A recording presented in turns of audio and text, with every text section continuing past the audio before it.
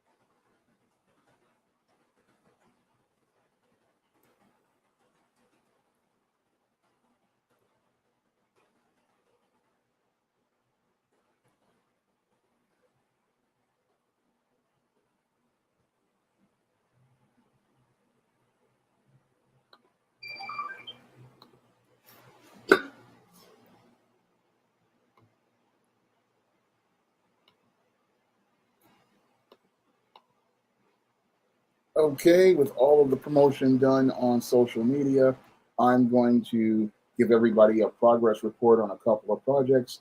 Then I'm going to get into tonight's topic, which is going to be talking in depth about DC Comics.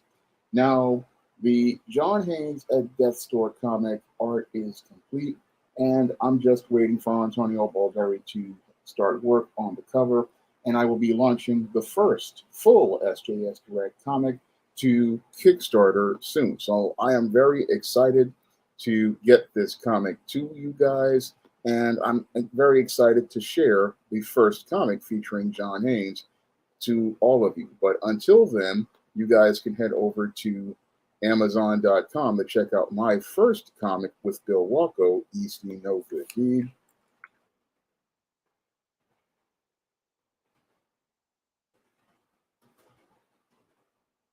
Which is on Kindle for 99 cents. So a lot of people complain about Comixology, but you can do comics on KDP.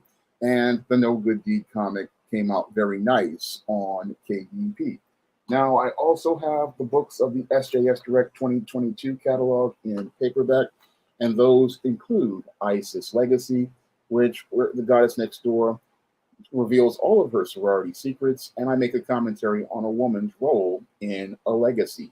This is the 20th book in the ISIS series, and this book celebrates 10 years of the ISIS series in print.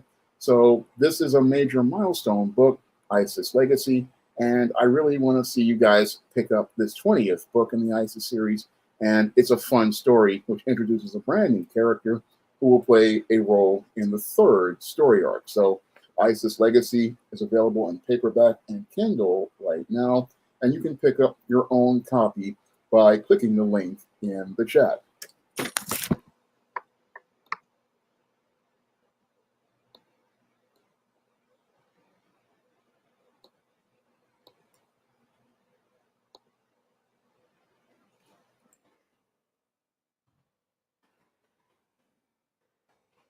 And I also have Eastine Horror of the Hyena Woman, and this is another book with a fantastic Bill Walko cover. And this was a book that was inspired by one of my Facebook friends who told me all about the Hyena Man legend from African mythology. So this is a story that was inspired by that Facebook friend, one of my viewers, and it was also one that I drew inspiration from Disney's Gargoyles, one of my all-time favorite shows, which is where I first got inspired when I first heard Sally Richardson Whitfield's voice. And this book is just an absolute fun book, and I can't wait to get this book to all of the Kindle readers on Friday the 13th.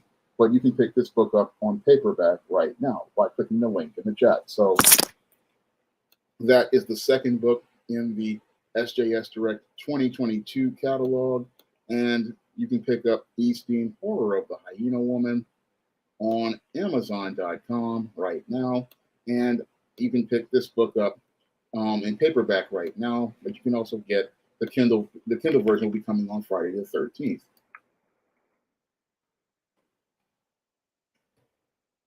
So thank you, See Truth the Revelator. Hope you enjoy them when you check them out. These are great action-packed African American fantasy titles, and you can get them both on Amazon.com. Now, I'm waiting for the Art for John Haynes at Death's Door's Kickstarter, and I'll hope to have that out soon. But I also have other great books on the SJS Direct imprint, like Eternal Night and Legendary Mag Matilda, and you can get all those books on Amazon.com in paperback and Kindle format. You can also find them on other online booksellers like Barnes & Noble, Smashwords, the iBookstore, and Google Play. Now, with all of that promotion done, I'm going to get in depth on an article I read in Variety that I'm going to share with all of you guys and my thoughts on it. So here's the article. It talks about how Discovery Warner's new CEO, David Zaslav, is saying how he wants to overhaul DC Entertainment. Now, your David Zaslav sees the value in DC Comics' IPs and the whole DC Universe catalog, and he wants to go out here, and what he wants to do is he says he wants to go out here and overhaul DC Entertainment. Well, he's got a big task on his hands as I see it, because as it stands right now, DC Entertainment is basically like that image I presented to you of that totaled 1971 Nova. Now, the reason why I chose a picture of a totaled 1971 Nova is because in the automotive world, a 1971 Nova is considered a classic, and it's one of those cars that is considered to be an icon in the Chevrolet brand. And most guys who collect cars, they really want to have a Nova in their collection, especially one of that second gen body. But the whole thing is that it's the condition of that body that makes it valuable. Now, when I look at DC Entertainment right now, DC Entertainment is basically a complete wreck, like that 1971 Nova. And that 1971 Nova, as what I show you in the picture, is the whole body is completely damaged, and it looks like it has frame damage. So trying to go out here and saying you're going to go out here and overhaul this whole 1971 Nova that has been completely totaled out, that's not going to be something that I believe is going to be possible, because when you look at the amount of work that's going to be needed on that 1971 Nova, if you are an auto rebuilder, you look at that vehicle and you don't even see any sort of parts that can be salvaged, because the things that I present in that image of that Nova, that is something that basically shows you that this car basically is completely damaged. I mean, when I look at this vehicle, you have what I see to be a crushed roof, which is a major structural component. It has one of the sides practically crushed in, which shows me frame damage, and the interior is completely caved in, and that engine looks like it's pretty damaged. So you're looking at a couple of $40,000 to $50,000 worth of damage right there. And yes, it's cool to restore a classic car, but sometimes you have to assess the cost of what you're going to restore in proportion to the value of the item. And that is going to be the challenge for your David Zaslav as related to going out here and allegedly overhauling DC Comics, because when you look at DC Comics from a business perspective, from the publishing industry, DC Comics is just like that 71 Nova, so totaled as related to the damage that it probably will cost more to repair than the actual value of the entire DC Comics catalog, because it's a big gamble for your David Zaslav to say he's going to overhaul DC Comics, because he has to really believe that the superhero movie trend is going to continue and it's going to be profitable. Because one of the big problems at DC Comics is that they have not been able to actually capitalize on the success of superhero movies ever since Wesley Snipes revived the entire genre back in 1998 with Blade. Now, when Wesley Snipes revived the entire superhero genre, it came on the heels of Warner Brothers practically destroying the genre the year before with Batman and Robin. And once that movie came out and practically alienated most superhero movie fans with its absolutely over the top, ridiculous performances and terrible acting, most people didn't want to deal with superhero movies. But thankfully, we had Wesley Snipes come along with Blade. And once he came out with Blade, that practically changed the game from DC dominating the superhero market like they did ever since 1978 with Superman and 1989's Batman. And ever since then, Marvel has been dominating, even though they've had their fair share of struggles with different movies. I mean, yes, they've had major successes with Blade trilogy, the Raimi Spider-Man, and they've had some misses like that Ang Lee Hulk. But once the MCU came along, it practically became it became the MCU dominating, and it's been all Marvel as related to superhero films ever since. Now your DC has managed to dominate as related to animation, as related to their animated movies, but until about 2011 or so when they did the New 52. Now, this is where your DC started to have serious problems with its brand. It started to have these serious problems around 2002 when they went out here and hired your Dan Didio to become the head of DC's publishing division. And once your Dan Didio became the head of DC's publishing division, that's when we started to see some real problems with DC Comics. Now, your Dan Didio really did not understand the publishing industry, nor did he understand the relationship between the reader and the publisher. Now, the reader and the publisher's relationship is key to any sort of overhaul or rebuilding of DC Comics, because if you don't go out here and build the trust between the comic reader and the publisher, you're not going to be able to lay that foundation to be able to sell merchandise, and you're not going to be able to build momentum for your movies. And that's one of the areas David Zaslav really has to get down on, because if he cannot go out here and build trust with these comic fans, he's not going to be able to build momentum for the so-called overhaul of DC Comics. Because the core foundation of what's wrong at DC Comics and DC Entertainment overall has to do with trust.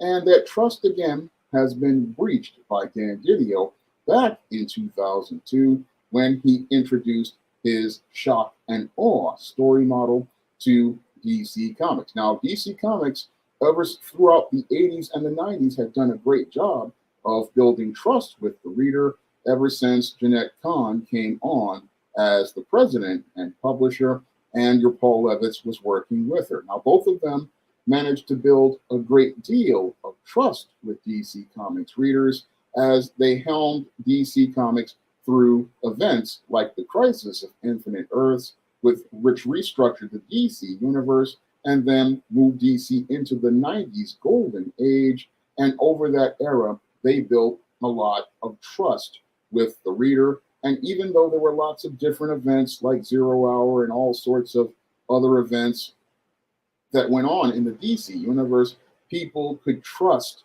your Jeanette Kahn not to go out here and make radical changes to the DC brand. And that made it that the characters remained consistent for over the course of 20 plus years. And it was that 20 plus years of trust that enabled DC Comics to remain really competitive, even though they were struggling with their film division in 1997 after the failure of Batman and Robin. DC's publishing brand managed to remain strong, and many of the IPs managed to maintain their value all throughout the 90s and even into the 2000s due to good management. Unfortunately, once your Dan Didio came into DC Comics, that trust started to break with many of the comic readers. And once that trust started to break with the comic reader didn't have that incentive to go out here and continue to go out here and buy the products of DC Comics. So a lot of comic fans wanted to go out here and buy DC Comics and DC merchandise, but one of the big problems they had was that they didn't know if things would remain consistent. Because in order for you to again sell merchandise, there has to not only be the trust between the reader and the publisher in their relationship, but you have to maintain some sort of consistency as related to the products, because it's that consistency that gives the reader incentive to continue buying those products year after year. Now, that consistency issue started to arise in DC Comics around 2002 when Dan Didio went out here and did the storyline Graduation Day, where he implemented the shock and awe model and killed off Teen Titans character Donna Troy. And then in 2004, he did the story Identity Crisis, and this story did major damage to the DC brand, breaching the trust between the comic reader and breaching the trust between the publisher. Now, this Identity Crisis story was designed to pick up on an obscure Justice League story where the heroes' identities had been switched with some people. And what they wanted to do was go out here and say that DC's heroes went out here and covered up the sexual violation of the elongated man's wife, Sue Dibney, who was a major character at the time in the 1970s Justice League. Now, in that storyline, it was showing that, oh, these heroes would go out here and try to cover up this crime. And then what they were going to do was wipe people, Sue Dibney's mind, and say that it didn't happen. But Batman saw this, and then they went out here and wiped your Batman's memory.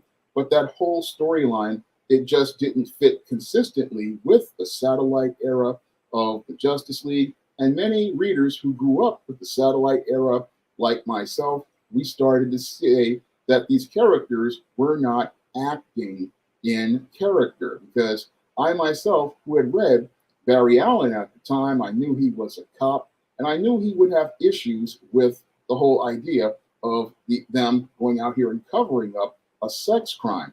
And I also know that Carter Hall, Hawkman, would also have an issue because as a married man, he would not want to go out here and cover up such a heinous crime that was done by Dr. Light, thinking about his own wife. And the same thing with Barry Allen, because he's got a wife, Iris, and it just, again, didn't fit who these characters were. I mean, when I look at the 1970s era, how those heroes were basically friends and how they were very close to each other, this didn't fit who these characters were.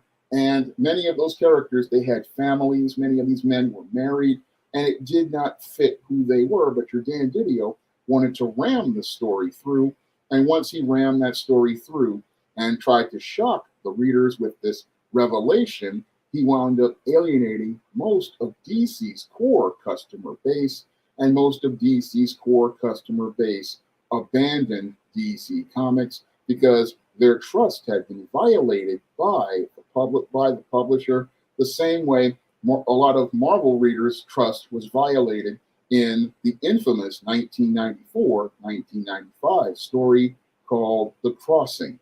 Now, in The Crossing, they tried to make a similar revelation where they said that Tony Stark was a pawn of Kang and that he was a sleeper agent going to go do some sort of mission to take out the Avengers. Now, as someone who read the books in the 70s that were written back then, I knew that that was complete garbage altogether. And that was one of the reasons why I stopped buying Iron Man at the time. And I stopped buying comics altogether because one of the reasons I couldn't buy comics because I didn't really have that much money. but I was just disgusted by that revelation because, again, completely out of character for Iron Man and completely out of character when you look at that era of back issues. And again, this broke the trust as related to the reader. And once you break the trust as related to the reader, that's when your sales start to decline. And once you break that trust, the readers have no incentive to continue going out here and buying your comics because they see that if you don't care about the quality of your comics, they don't care about the quality of your comics. Now, what your Dan Didio was trying to do with the identity crisis was he was trying to follow the model of your Dark Knight Returns and your Watchmen in trying to give us a deconstructed story model, but that deconstructed story model did not fit within the continuity of the DC universe. Now, it didn't fit because, again, if you read 1970s era Justice League America in the Satellite, it was, again, an era where heroes were friends, heroes were close, and heroes had very close interpersonal relationships. So that's something that does not fit consistently with that era. But you had Dan Didio trying to tell readers that this was what happened, and this attempt to try to gaslight the reader alienated the reader. So when your David Zaslav says, "Hey, I want to go out here and overhaul DC Comics," that's why I say he's got a long, hard road ahead of him. Because once you breach the trust of the reader, you're not going to get that customer back, and you need that customer to lay the core base for whatever movies you're going to do. Because if you do superhero movies, you need a core base of customers, and that core base of DC customers, they have been burnt so badly over the last, I say, 20 years that they have given up on the whole DC brand at this point. Because after your Dan Didio published Identity Crisis, a book that I myself as a publisher, if I got that story, I would have tossed it in the trash. But he went out here and published this story, and it wound up doing damage to the DC's universe's brand overall. Now, as he went on, he overcompensated by going out here and launching more crisis events like your Infinite Crisis and your Final Crisis. And then he went out here and launched Flashpoint. And in all of these stories, we watched as many of our favorite characters wound up dying, like it was 1986, and it was Transformers, the movie. Now, your Dan Didio, again, wanted to shock people into buying DC Comics by saying, oh, we're going to go out here and kill major characters, but he never really learned the lesson as related to 1986's Transformers, the movie, and the damage that Transformers, the movie, did to the Transformers brand. Now, in 1986, your Hasbro thought, oh, these molds of these Diaclone figures are getting really old. They're getting expensive to reproduce, and we want to introduce some new toys to the Transformers line. So what we're going to do, we know that these latchkey kids have become attached to these characters, and we want to make it where these kids go out here and buy the new toys. So we want to sever that emotional attachment by killing off their favorite characters. One of the stupidest decisions ever made in business, because once Hasbro went out here and made Transformers the movie and murdered many of people's favorite characters like Optimus Prime, Ironhide, and Prowl, and many others, this wound up alienating most of the Transformers fan base. And that Transformers fan base, they never really came. They were so hurt by this, they were just flabbergasted, and they didn't want to buy no Rodimus Prime. They didn't want to buy any Cup. They didn't want to buy any RC. They were like, no, I grew up with Optimus Prime. This was my friend when I was doing my homework. This was the show I was watching when my mom wasn't home.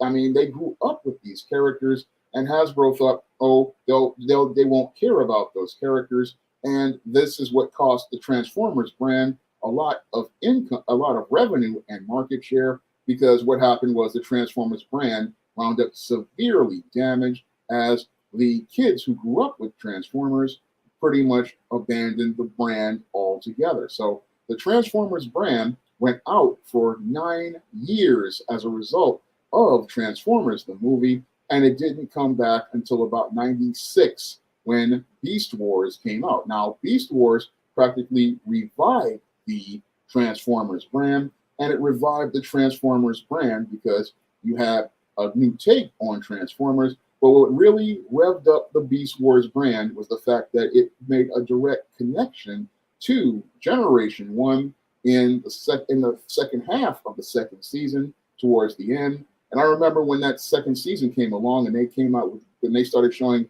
the ARC and the G1 Transformers, that's when people really started to get excited about Beast Wars.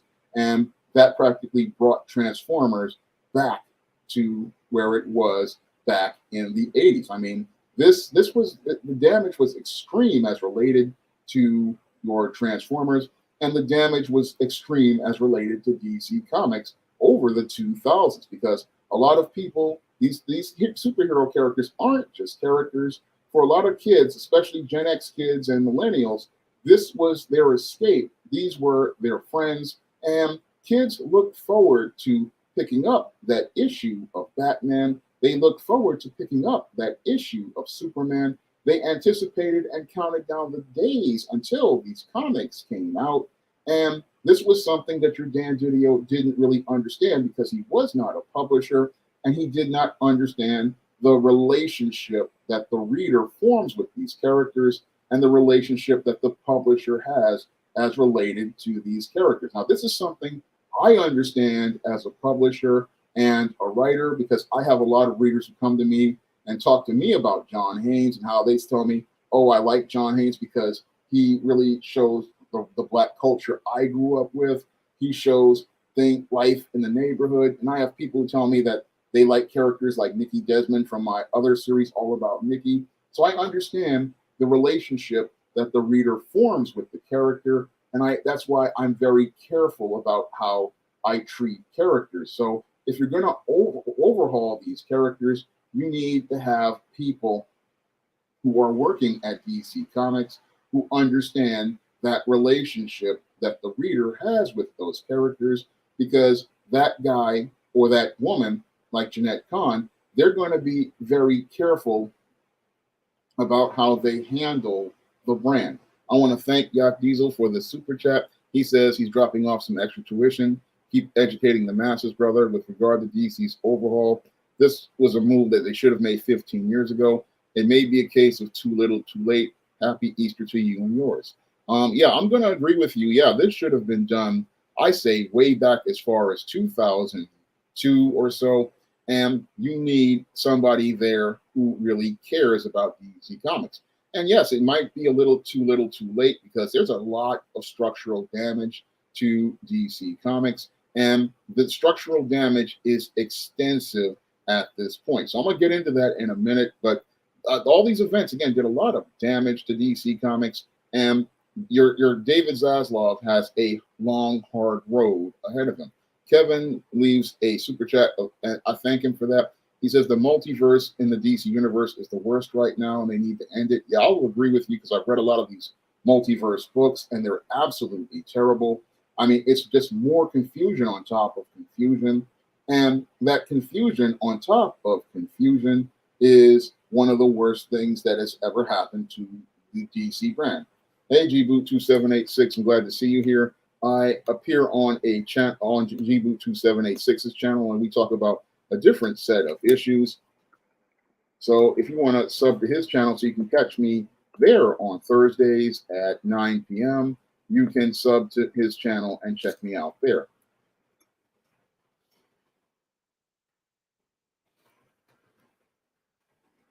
So, but when I look at DC Comics, it's a damage. It's got a lot of structural damage, and that structural damage that Dan Didio did before the New 52 was extensive to the point where many readers were leaving the brand. Now, you did have people like Jeff Johns who were out here trying to shore things up with his Green Lantern run, coming off his Flash run, and you had a lot of writers trying to do things to shore it up. Unfortunately, Dan Didio at the top in editorial with Jim Lee did extensive damage to DC's characters structurally, to the point where it would take a major challenge for a writer back then to try to rebuild stuff because they had killed Batman, they had mutilated Speedy, also known as Arsenal, and they had ruined a lot of these characters even before then. So there was a lot of structural damage to the DC universe then due to his bad editorial and his trying to shock and awe people with death after death after death. And death was never really a major part of the DC brand. And because, yes, they did kill Kara Zor-El Supergirl in the Crisis of Infinite Earths and Barry Allen, but those were heroic sacrifices and they flowed organically into the DC universe. But it wasn't like this whole shock and awe death after death after death just to get sales that Dan Didio is doing. I mean, Dan Didio practically had a kill list at one time, and he wanted to kill the number 3 character in DC Comics, Nightwing. And that was where Warner Brothers executives finally started to draw a line because they understood Nightwing was a cash cow character and he was one of their big staples, but he wanted to kill Nightwing. And that, again, was something that a lot of people got mad about. He wanted to sit here and try to shock you with these type of stunts. But all of these shocking stunts, they were generating a lot of controversy on comic message boards like Superhero Hype and the Fwoosh, but they were not generating sales. And when you're a publisher, you have to understand the core component of your business is sales. And that's one of the things I understand when I'm working on SJS Direct books like the ISIS series or the Easteen series or the John A series.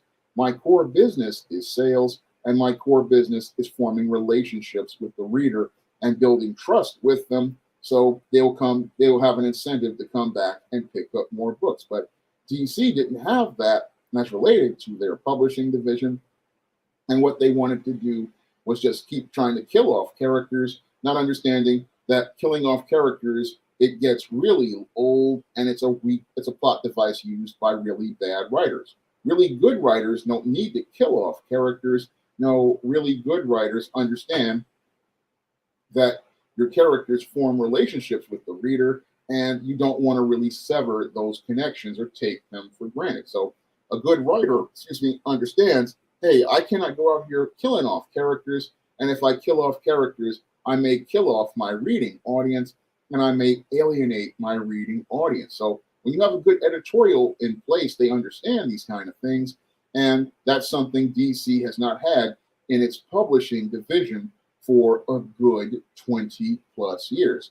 Now, after your Dan Didio practically did severe damage to the structure of the DC universe, what he wanted to do was, like in the case of that totaled 71 Nova, he wanted to apply some Bondo to the body, hoping that, oh, if I apply enough Bondo to the body, people won't see any of the structural damage that is done. I mean, this was a sloppy job with this new 52, and that's what we got in 2011 after the horrid Flashpoint event.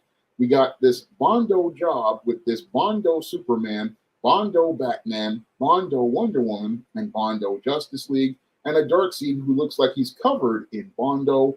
And we're supposed to believe that this new DC universe was supposed to replace the old DC universe. Unfortunately, that's when the damage at DC got catastrophic, because after your Dan Didio relaunched the new 52 universe, the structure of the DC universe, which was extremely rickety after all of the damage he did to it, what happened to your DC universe was it became severely structurally damaged. Now, this is where many readers felt so alienated at this point that they not only stopped buying the comics, but they also stopped buying merchandise. Because I remember once 2011 came along and the DC Universe Classics line ended, a lot of DC fans stopped buying DC merchandise altogether. And this is where your DC Direct and DC Collectibles started seeing declines in sales. And this is when comic shops started seeing a lot of figures starting to peg warm. And this is where toy stores like Toys R Us started to see action figures in the line peg warm. And this is when, this was very catastrophic damage, because I remember ever since 89 when they made Batman figures, and I bought one of those 89 Batman figures back in 89. DC figures sold like hotcakes for over 30 years. I mean, you could sell Batman for at any time, and people would pick up the figures. But at this point, once they had done broken the trust of the readers and did the structural damage to the DC universe, you couldn't even move Batman figures at this point. And this is where the DC brand started to lose value, and this is where the DC brand started to really start to lose its value. And what was really sad about this era was a lot of the people at Warner Brothers could not connect the dots as related to DC's falling value, because as they were out here trying to rebuild the DC brand with their new movies, they didn't see that they had a problem with the trust between them and the reader, and they're still trying to go out here and launch a DC extended universe, which was done in a poor fashion because they came out here trying to copy some sort of dark, angry model from the New 52 with its first movie, Man of Steel. Now, this Man of Steel movie is a polarizing one because it really, as I see it, doesn't capture the hope of Superman, but it was designed to fit the more darker model of the New 52 Superman, and it wound up making a lot of people, turning off even more old school comic fans who were just saying, look, this is not Superman. And I was one of those guys. I was like, this is not Superman. Superman isn't dark and angry. And as we saw the Zack Snyder universe starting to build, it really never got that momentum that the MCU had, because the MCU came out here, it was very family friendly. It was very accessible to kids, and the characters were more relatable. But your DC wanted to give us these darker characters because they thought everybody could be Batman, and that was one of the big failures of the New 52, and it was one of the big failures of the start of the DC extended universe. Because after they came out with Man of Steel, they came out with Batman v Superman: Dawn of Justice, and Dawn of Justice is a very dark and angry movie, and it's not a movie that most DC comic fans really see as a true to the game, world's finest movie. Now, if you want to see a true to the game, world's finest superhero movie, you pick up the Batman Superman movie by Paul Dini and Bruce Timm, which is called World's Finest in the 3 episodes, if you have it on the Superman Animated Series DVD. Those 3 episodes capture the spirit of who Superman and Batman are, and it shows how your Superman is a symbol of hope, and it shows how Batman, even though he's dark, he's still a human being that cares about people. And if you see that movie and you watch Batman v Superman, you see a complete difference between the characters. But the one that really stands out is the Batman Superman movie. That one really captures the soul of who Batman and Superman are. And that is the direction I believe David Zaslav needs to go with when it comes down to DC Comics, because the current model that he has right now, as related to DC's movies, is very erratic and very inconsistent.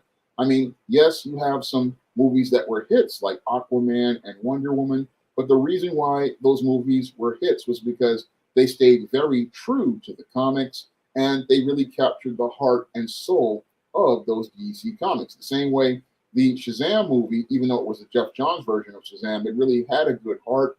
And what makes DC heroes very distinct is that they are symbols of hope and optimism. And if your David Zaslav is serious about going out here and overhauling DC's film and publishing divisions, as he says, he's going to have to understand that you have to bring hope and optimism to the viewer, because this is who these characters are. I mean, when it comes down to DC Comics, they are icons and symbols of hope. They represent the very best as related to people, and they are more about ideals than reality, and that is core to who their characters are. Yes, they have very human moments like Batman does in the Batman the Animated Series, or Superman did in Superman the Animated Series, but they are symbols of hope, and they also have a strong moral position. Characters like Batman do not kill, Superman does not kill, DC heroes do not kill, with the exception of maybe a couple of characters like the Vigilante, the Adrian Chase version. But for the most part, DC superheroes are not killers, especially members of the Justice League. The Justice League is a high standard for being a hero, and that needs to be represented the way it was in the animated series. So if your David Zaslav is serious about working on what he calls overhauling DC Comics, he has to go find people who are, one, extremely passionate about the DC brand, two, have an background and experience in publishing, because your publishing division, it doesn't need an overhaul. This is a total 71 Nova with extreme damage, and with this type of damage at DC Comics as related to the entire structure, you're going to have to go out here and rebuild the entire structure. Now, in the case of a DC Comics, with all of this severe structural damage that has been done, what your David Zaslav needs to do is he's going to have to take that 71 Nova, pop off those VIN plates, and he's going to have to put those VIN plates on a brand new body and a brand new frame, because the frame and the structure of DC Comics have been so damaged by the 2 decades of Dan Didio being in charge that this whole unit is just it's just completely, it's unworkable at this point, because there's no way you can retcon all of 20 years worth of damage. There is no way you can reboot your way out of 20 years of structural failures. I mean, this is something that is going to really need serious work, and the only way you're going to do that is by popping off those VIN numbers, popping off those VIN plates, and then you're going to have to rebody this car. Now, this is something some guys do with totaled cars.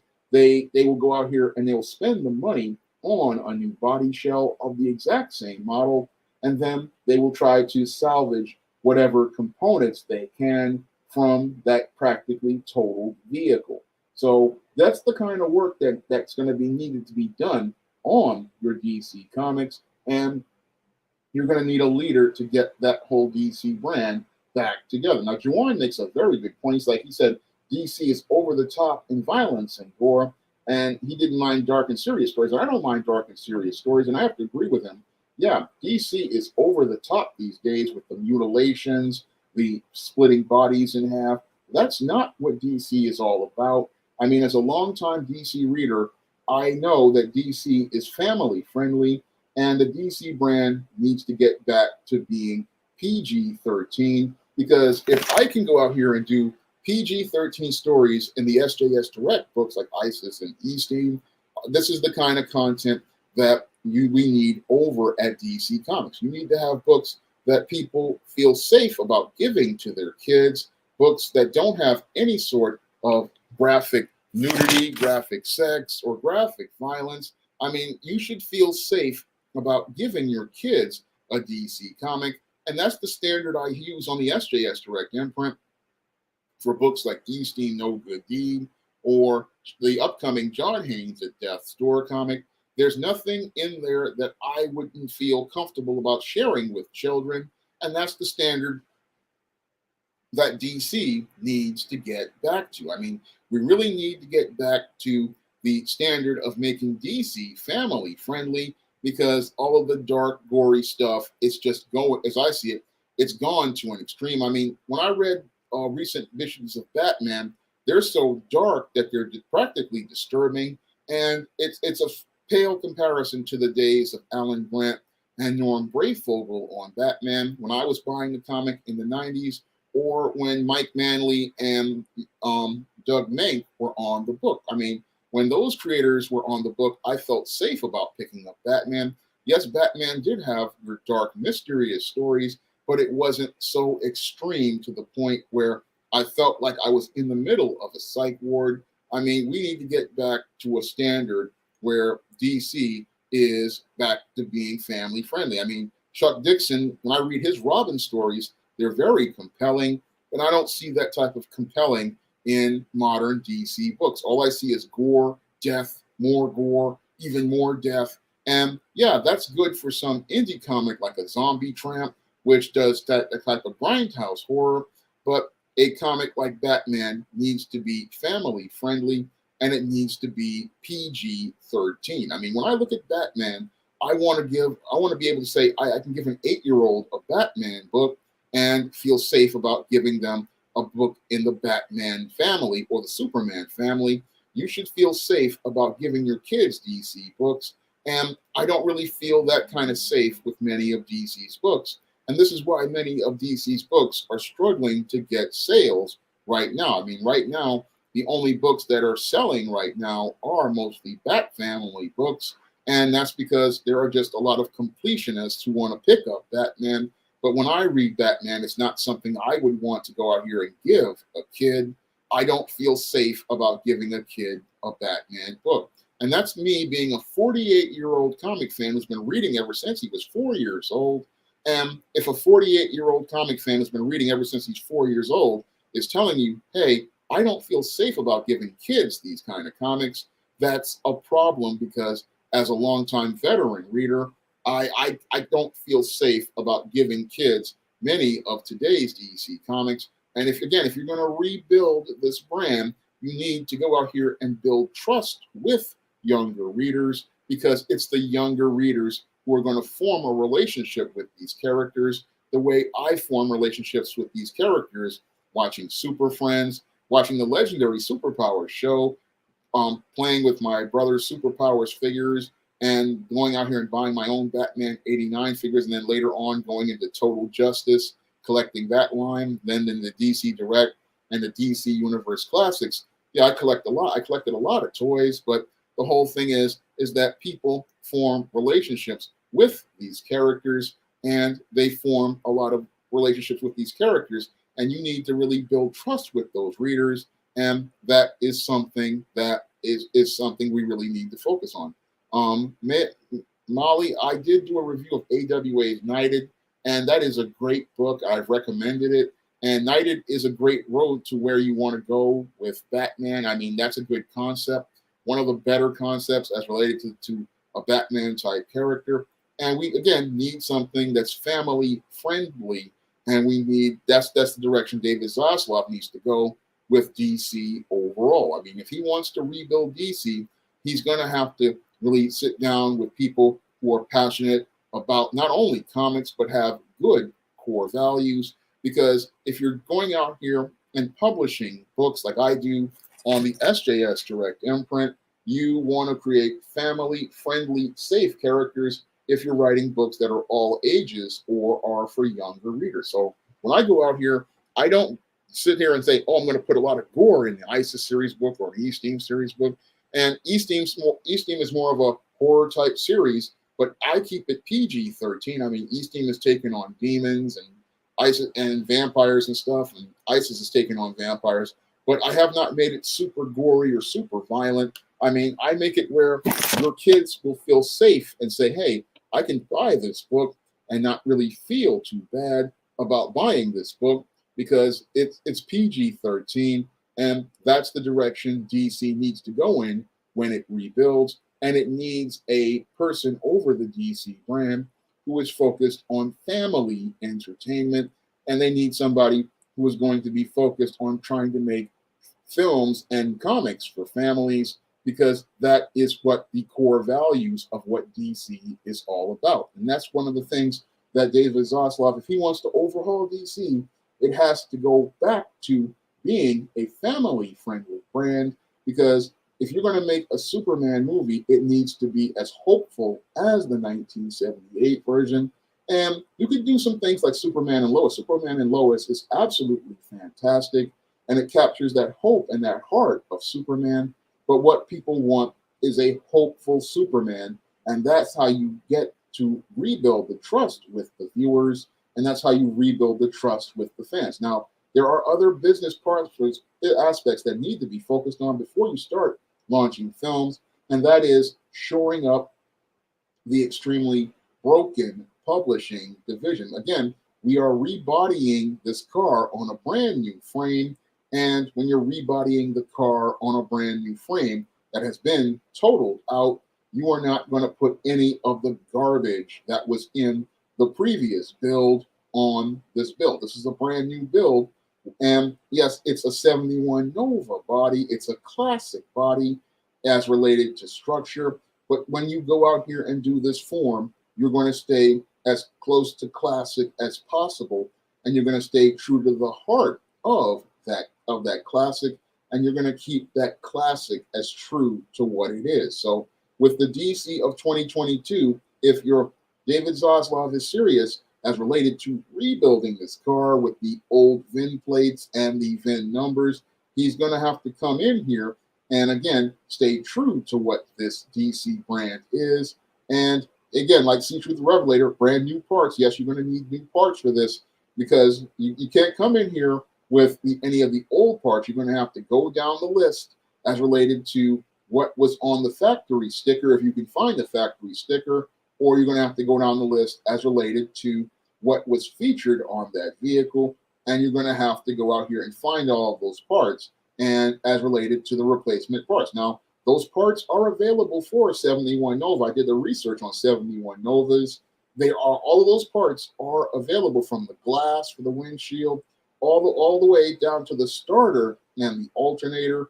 I mean, even down to the seats. All of these parts, interior parts, they're all there, but you have to go out here and rebuild this whole body straight from the bottom. Only thing you're keeping is the VIN number, and that VIN number basically represents the core of the DC characters as they were on record. So all you're keeping is the records of who they were, and you're transferring it to a new body, where the new body is just a shell that's going to be rebuilt on based on factory specs. Now, the challenge here is, do you want to spend that kind of money?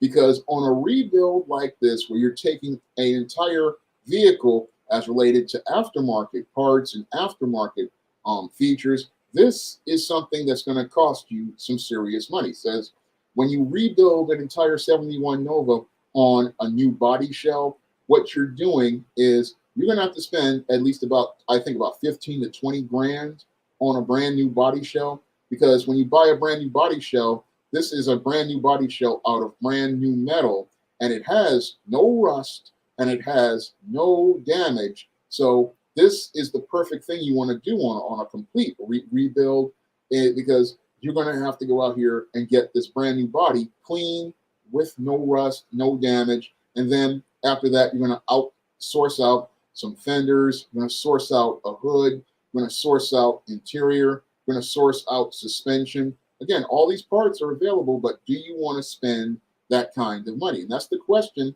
that your David Zaslav has to answer as related to overhauling DC Comics. Does he want to spend this money as related to rebuilding the DC brand? Because rebuilding this DC brand means you're going to have to go out here and fire everyone, because these people cannot stay as related to the DC brand. You cannot bring defective, damaged, and destroyed parts into your vehicle, because they are not going to function well in your vehicle. When you're restoring a car and you're rebuilding it from the ground up, you really want to have quality parts, because quality parts mean that you're not going to have parts that are going to break down on you, or parts that are going to come across as damage. So you're going to have to go out here and let all of those people go who have been working at DC over the last 20 years, because they have learned a culture of failure. And many of them who came up in the 90s, they have learned poor craft. So you don't want to have people who grew up in a culture of failure and who have learned poor craft working on your comics and bringing their bad habits and their unprofessional habits into your new body.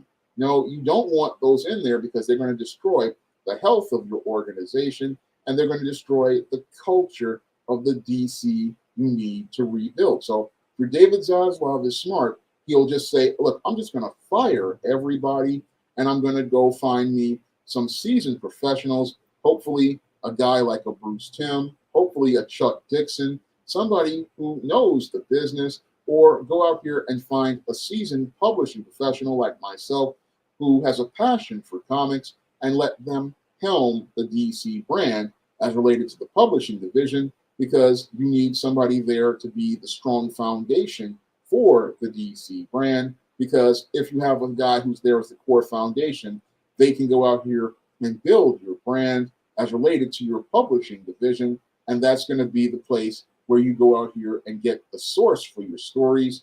And it's also going to be a place where you lay the foundation for rebuilding the reputation for DC Comics, because a publisher isn't just a person who sits there and ensures that all the books get out in time. They are a face of the company, and their job is to build trust with the reader. So when you have a good publisher out here and they're at a company like a DC Comics, they are a face of the company. They're going to Comic Cons, they're building trust, they're forming relationships with the reader, and they're letting everybody know that the character of the characters is going to remain the same.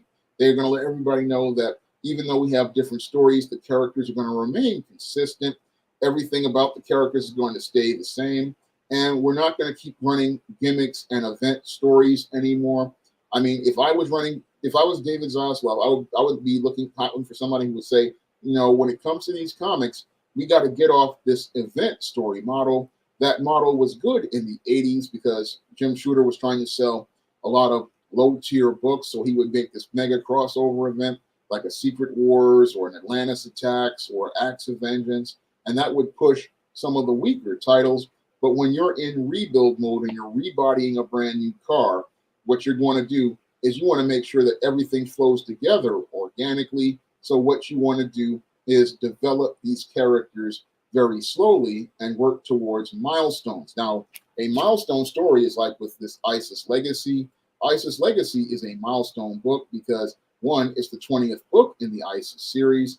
Two, it is a story that pays off a major conclusion to a storyline and takes the character in a new direction. And that's what you want to do in comics. You don't want to go towards gimmicky events, because gimmicky events are all about killing characters and not about growing characters. Now, what you want to do in a comic is you want to work towards milestones, because milestones show us periods where the character grew. And I did that with ISIS Legacy, and I also did it with a book, E-Steam Ascension. And what I want to do with a milestone is say, hey, this character has graduated to another point as related to their character development.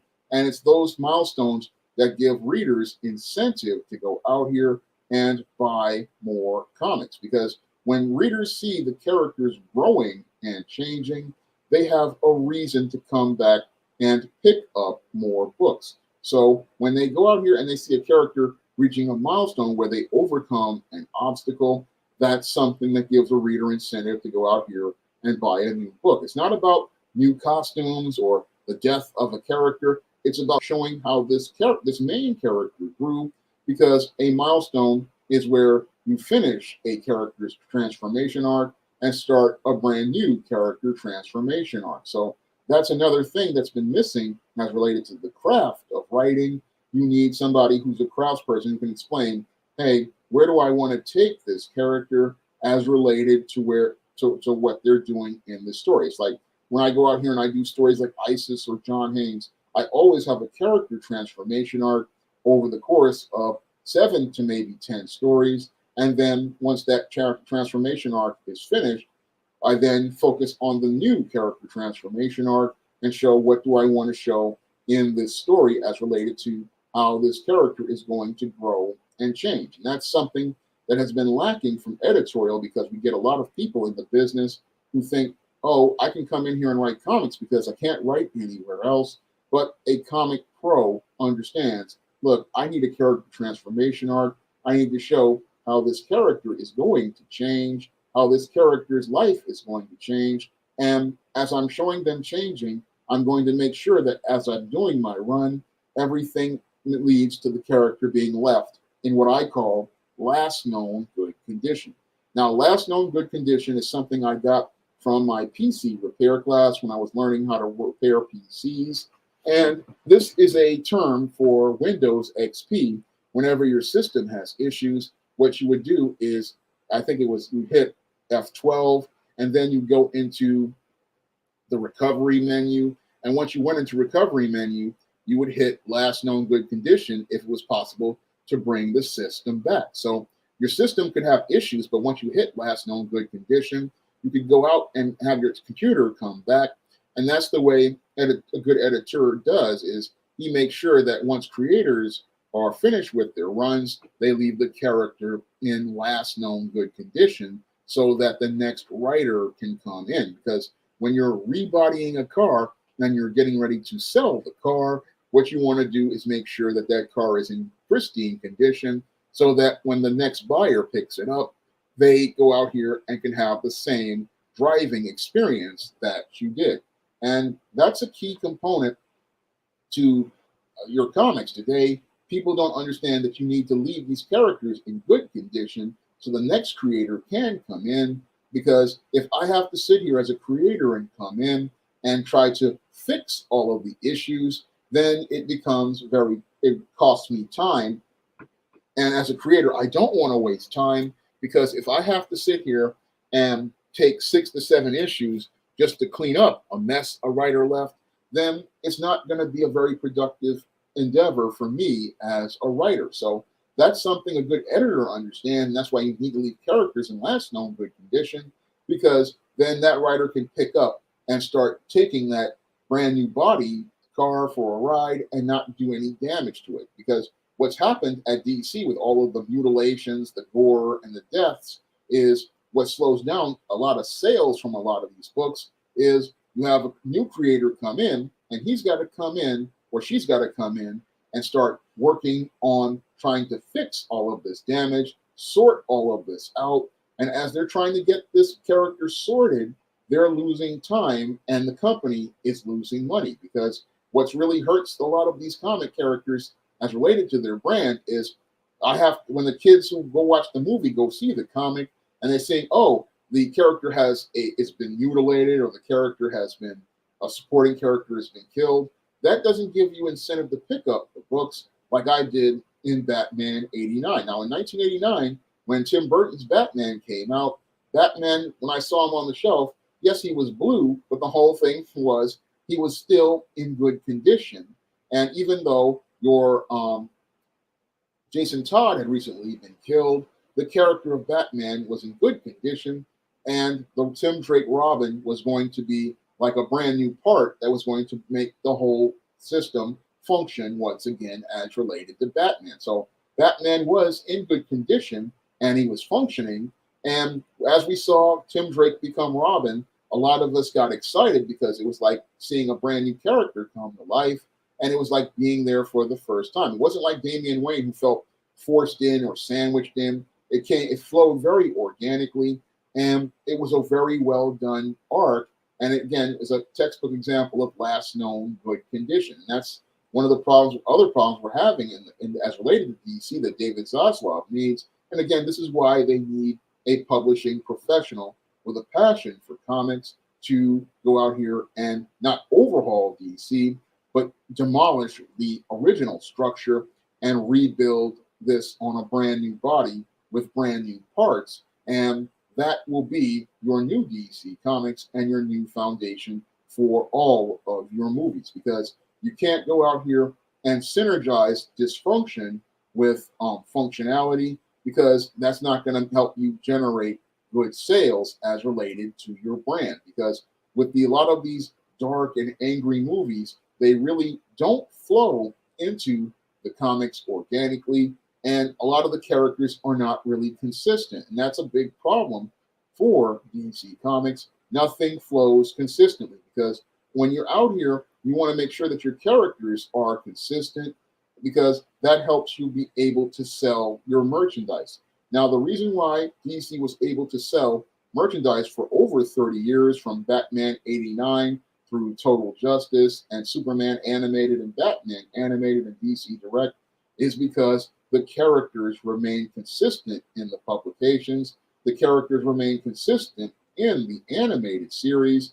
The characters remain consistent in some of the movies, even though some of them were absolutely terrible. But there was some consistency, and that consistency allowed for synergy as related to your publications and your merchandise. And that synergy is what is what made it where kids could easily identify these characters.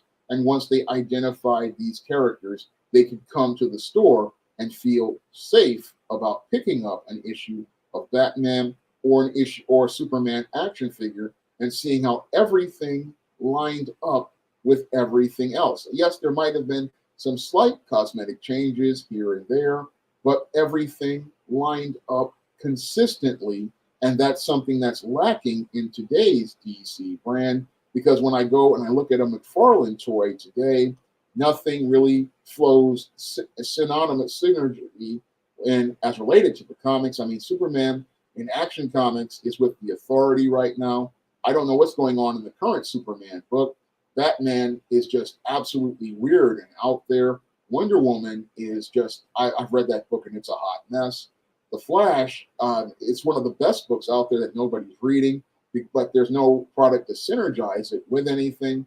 And with this lack of consistency, you really cannot sell merchandise like you want. I mean, what you want is consistency in everything, because that consistency is something that people look for so they can easily recognize a character. Because when people can easily recognize a character, then you can build a relationship with the reader and you can build a brand with the character. So that's why I say you're going to need more than an overhaul. You're going to need a complete rebuild, because everything is just so inconsistent that nothing really works with anything else.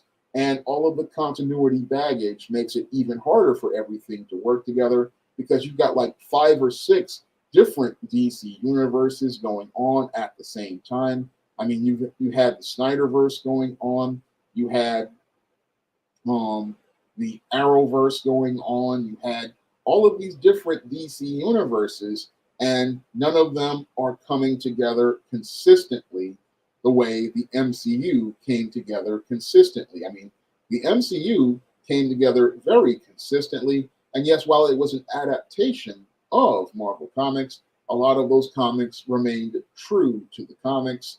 And you could easily go over to the comic shop and find a story that was similar to the movie. I mean, everything worked together in a synergized fashion, and that's what your DC needs with David Zaslav. And he needs to go out here and find people who will go out here and synergize the DC brand. Now, the DC brand, again, it's been broken beyond repair as I see it right now. And again, you need a complete rebuild, because if you want to go out here and form relationships with the reader, you need people who are passionate about the characters. You need people who are passionate about the brand. You need people who know the characters and care about the characters. You need a brand new staff, and you need to create a brand new culture at DC Comics where people are coming to the brand excited, enthusiastic, and with a love for these characters. And I've seen so many guys on Facebook who are comic creators and comic artists. They have a love for DC Comics. And if I was running DC Comics, I would be going out here contacting those people, because that's the kind of people you need to, if you're going to go out here and go out here and rebuild DC Comics. Because again, you cannot go out here and overhaul DC Comics, because an overhaul means that we're going to go out here and take the engine out, refresh the spark plugs, refresh the interior. No, this body is completely totaled. This engine is totaled. There's nothing here salvageable at this point but the VIN number and the plates. And if you're going to when you go out here and fix DC Comics, you're going to need a complete rebuild all together. And you're going to need to go out here and need somebody who's an architect or an engineer who can rebuild things similar to the way Marv Wolfman and George Perez did with the Crisis of Infinite Earths. Now, that type of work, that's not going to be something you're going to get cheap these days. And that's something David Zaslav needs to understand about what he's asking to do with DC Comics. Because the days of you getting a guy who's going to go out here and do this kind of work for $35,000 a year in editorial, that's not going to happen. No, you're going to need to pay at least maybe $5 to $7 million a year for an individual to be over DC Comics and DC Entertainment. That's the minimum salary you're going to need for that kind of guy to do this kind of work, because the publishing division, you're going to need a person who's going to be able to pay. You're going to have to pay them a couple $1,000,000 to work on this, because that person's not going to have an incentive to do this at $35,000 or $40,000 a year, which is what most editors get. It's because the amount of work that would need to be done, like a good mechanic or a good rebuilder does, that work don't come cheap, and you're going to need somebody there who can lay the foundation for the DC universe, lay the structure for the DC universe, and then start working on the form by after you go out here and you get the body on the frame, and then you get that guy to go out here. He's going to do what they call the mud, or he's going to do the icing on the body to get the imperfections and the primer. Then he's going to do the paint work. You're going to need a whole lot of different people, and these craftsmen and craftswomen, they're going to cost some serious money. And your David Zaslav needs to understand you're going to have to get out some major bank to get the craftspeople in here to go out here and do all of this different work right. And you're also going to need to give those people the time that they need to go out here and do this work right, because it's a lot of work that's going to come into fixing DC Comics. This is not going to be like your Dan Didio did in 2011 with the New 52. No, this is going to be something where we're, again, taking stuff from the ground up and building it back all the way up.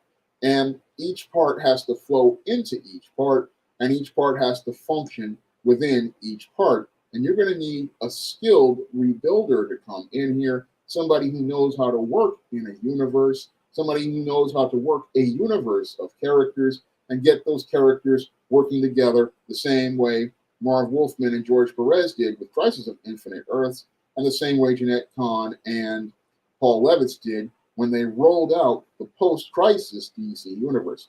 You're going to need that type of staff in place if you hope to go out here and rebuild DC's brand, because the trust has been breached as related to many DC Comics fans. And those DC Comics fans, they're looking for books that are going to be family friendly. They're looking for books that are going to be consistent, because I hear from so many comic fans who are fathers and grandfathers and uncles and brothers, and sisters and mothers. They want to share these characters with their kids, and what they're waiting for is a DC entertainment that is going to be family entertainment, and they want these characters to be the characters they grew up with. They don't want dark and angry Man of Steel. They don't want dark Justice League. No, they want family friendly, like Paul Dini and Bruce Timm Justice League. They want Superman, who is a friend. They want Batman, who is a dark knight, and I focus emphasis on knight in that he has a code of conduct and chivalry as related to the way he operates. They want a Wonder Woman who is a girl next door. They want a Green Lantern who's not afraid to imagine things like Kyle Rayner. They want a fun Flash like Wally West, and they want guys like John Stewart. I like John Stewart's Green Lantern too, and they want family-friendly characters.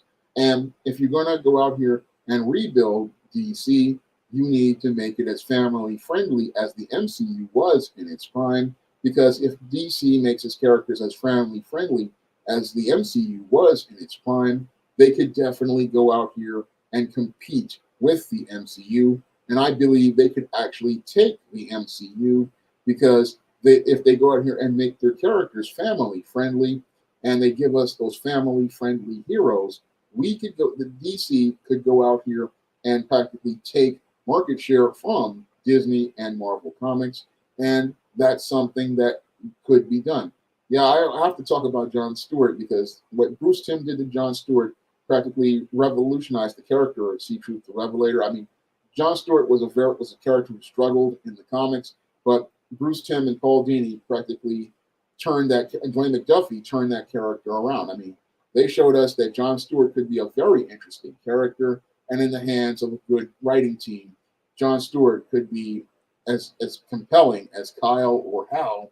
And he could be just as compelling as Kyle or Hal in a comic if he was on in that rebody DC universe. And again, when we're rebodying the DC universe, we're putting all the core components in, and we're going to do it in a way where everything flows together organically. I like Kyle Rayner myself, Gabriel. I mean, I like the fact that he makes fun constructs, and I like that Kyle's an artist, and I also like that he had a very Gen X life. I mean, he was just like me when I was growing up, a young guy trying to go out here and try to get himself started. There was a lot of fun stuff as related to Kyle and Wally. They were just young guys trying to get started.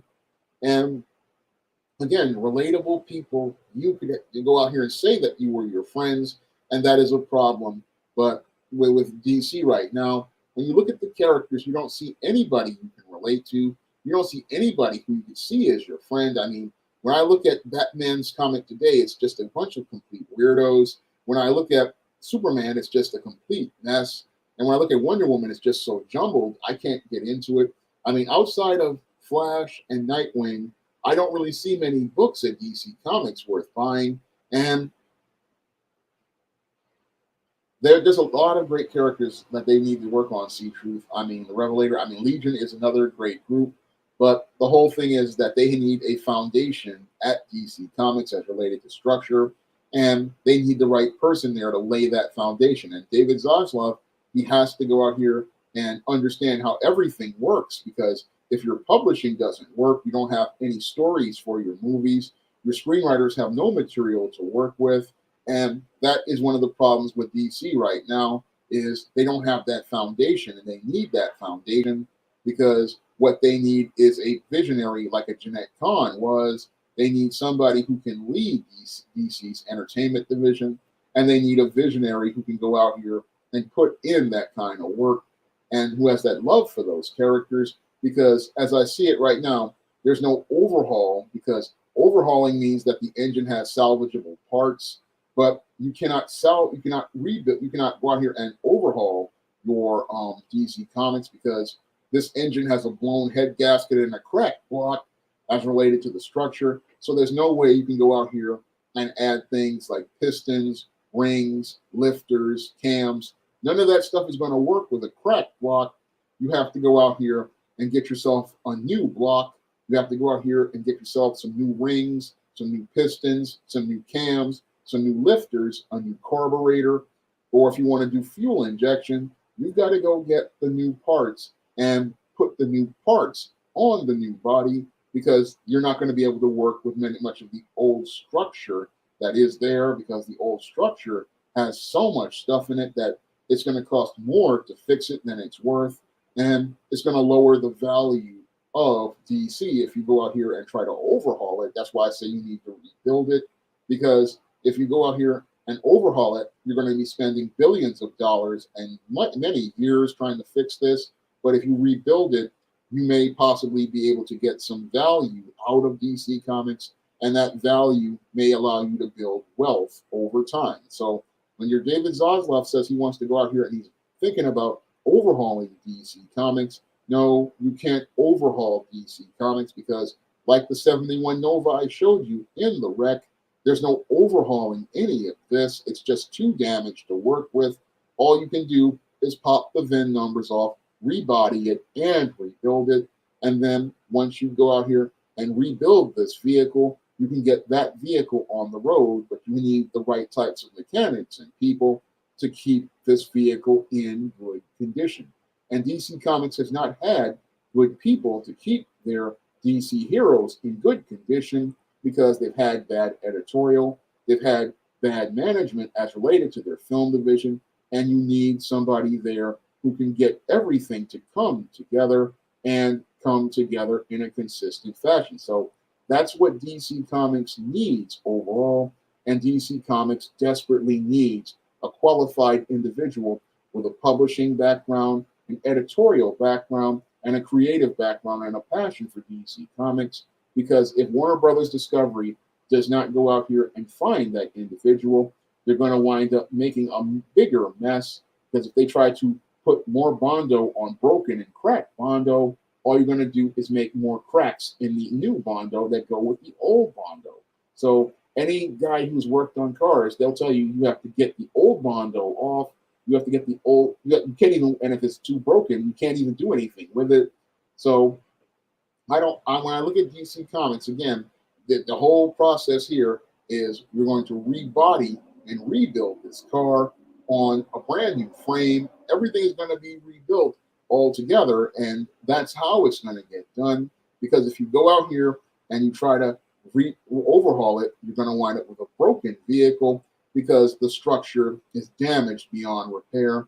And when you have a structure that's damaged beyond repair, you're not going to be able to get that vehicle back on the road. So DC Comics at this point, again, your David Zaslav, he needs to assess your DC Comics and realize that this is going to be a good 5 to 10 years worth of work. Yeah, you can go out here and launch your Aquaman 2s and your Shazam 2s. Those are in production and Black Adam. But you're going to, if you want to start laying the foundation for your DC overall, you're going to have to start with a brand new Superman, and you're going to have to bring us a Superman that gives people hope. You're going to have to give us a Superman movie that inspires people. I mean, Superman and Lois is where you want to start with Superman. When I think of Superman and Lois is a good foundation for Superman, and that's what people want in a Superman overall. And most of all, if your David Zaslav is smart, he'll say no to anybody who's talking about identity politics, no to anybody talking about any of these social justice narratives. These people cannot be a part of the vehicle you're rebuilding, because they're going to be the guys who want to come in here with the Bondo. They're the guys who want to come in here with the spoiler, talking about, and they're the guys who are talking about they're going to put the cladding on, and that's going to go out here and mar a classic. And then they're the guys who are going to come in here talking about, I want to put some forged Rucci wheels on a 71 Nova. It's like, no, we don't put forged Rucci wheels and a Rucci steering wheel on a classic car. What makes a classic car is that you keep it as stock as possible. And that's what you want to do with DC Comics, is make sure that it stays stock, because once it stays stock, everybody knows what it looks like. Everybody knows what a DC Comics character is about. Everybody knows what the core and the heart of a DC Comics character is. And when they know what the core and the heart of a DC Comics character are, that they can go out here and enjoy these characters, feel safe about these characters, trust the publisher with these characters, and feel so much trust about these characters that they feel safe about sharing these characters with their kids and pass those characters down from generation to the next. So that's what DC Comics really needs as related to its rebuilding, because an overhaul just isn't enough. No, you can't overhaul DC Comics. No, the damage is too extensive. And at this point, with your DC Comics, the only thing you're going to need to do is find a professional to go out here and then ask that professional to rebuild DC Comics and get DC Comics back to being what it was: family-friendly entertainment. Now, I'm going to get ready to wrap up tonight's stream. I want to thank Soul Survivor for the super chat. Thank you very much for that super chat. I really appreciate it. He says, greetings, Brother Sean. Hello, everyone. Hello to you, Soul Survivor. I really want to thank everybody for coming out to tonight's stream. And I'm asking everybody to pick up a copy of Isis Legacy and Eastine Horror of the Hyena Woman. Both of these books are in paperback on Amazon.com right now. And I'm hoping to have my first full comic, John Haynes at Death's Door, out soon. So that Kickstarter will be coming soon, and I will let everybody know when it's coming. So I want to thank everybody again for coming out to tonight's stream. And I would like everybody to, donate to the Cash App if you'd like, if you haven't donated to the Super Chat.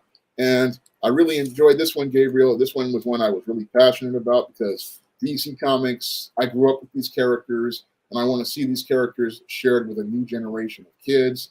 And I really want to see kids be able to enjoy these characters the way that I did growing up. So that's why when I look at David Zaslav, he really needs to go out here and really think hard about who he hires, because that person is going to be shaping the way kids see DC superheroes for the next 30 years. So I want to thank everybody for coming out to tonight's stream. I hope you'll be there for next week's stream. Have a good evening, have a great Easter, and have a good night. So that's all I have to say for this stream. You guys all have a great weekend.